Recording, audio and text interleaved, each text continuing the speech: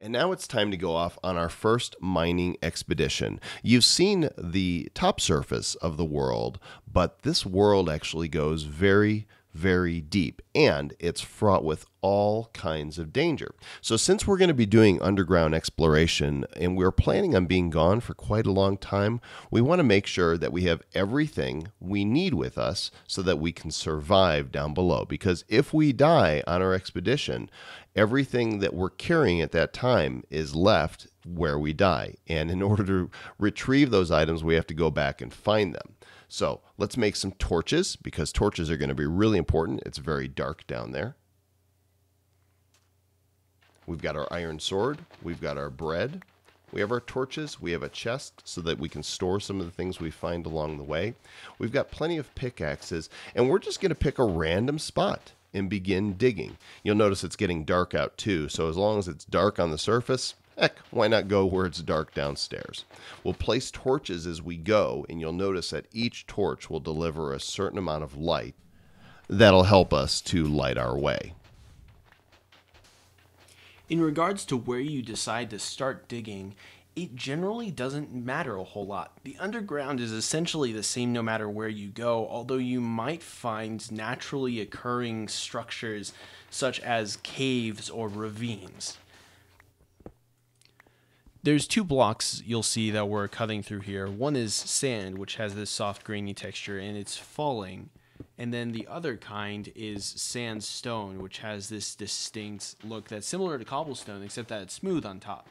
Sand is one of only two kinds of blocks in the entire game that falls when there's nothing immediately beneath it. The other kind being gravel, which is something you'll commonly see below ground where there's more stone as opposed to sandstone. Isn't it interesting how the rest of the materials in the world are immune to gravitational pull? Which allows for a lot of interesting builds if you enjoy suspending your creations above the ground. That's definitely something I personally do a lot. Hopefully you did bring a lot of torches with you, but just because you brought a lot of torches doesn't mean you want to be reckless with them. Feel free to space them out so that they last longer. You don't want to find yourself suddenly having to come back up because you didn't bring enough. Well, the good news is if you have wood and you find coal and you've got your crafting table, you can make more. Now, hang on. We've found something that we've been looking for here. This is iron ore that we're currently mining. Iron ore is significantly harder to find than, say, coal. Its distribution throughout the underground is far less, but it's much more valuable. In fact, I would consider iron to be the staple of my armory and overall my favorite mineral to find underground, with the exception of diamond. Because we're going to demonstrate in the near future how you create your armor using iron.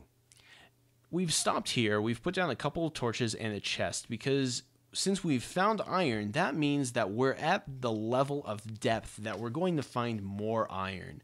In order to give us the best possible chance at finding more iron, I'm going to show you the most efficient method of mining possible.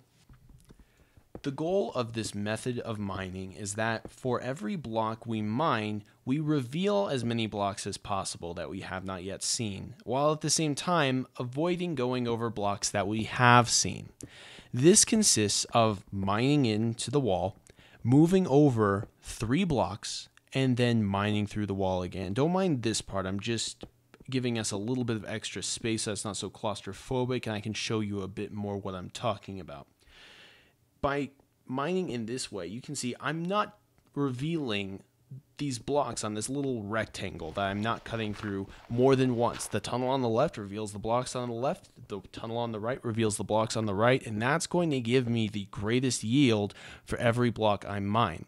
So I'm going to continue going around this little square, skipping 2 rows of blocks each time, because that will save me the most time possible. What we discover is that items like iron and gold and diamonds run in veins, so that when you find one, the odds are that their friends are nearby. And this really increases the odds of finding those veins. It's entirely possible to dig for a while and not find anything at all. And it's entirely possible, as you'll soon see, to dig and end up in a wide open ravine or dungeon where there's going to be all kinds of nasties that you have to be ready for. Thankfully, we found some coal in this tunnel, making it the first of our yield using that method. Not terribly unexpected. As I said, you can mine for a while. Don't worry if you don't find anything, and don't get discouraged. For all you know, a huge vein of exactly what you're looking for can be literally one block past what you're currently seeing. And as you'll see, coal veins do tend to run in packs. It's not unusual to find anywhere from 12 to 20 coal blocks in one area. Because of all the blocks that we're mining, it's really easy to get yourself out of little pits like that, which is why I just slapped down some cobblestone. These blocks that you mine in mass are so disposable, and they're great for climbing the places. And check this out, we've already found a sizable iron node right after the coal. It's pretty common to see two minerals near each other like that.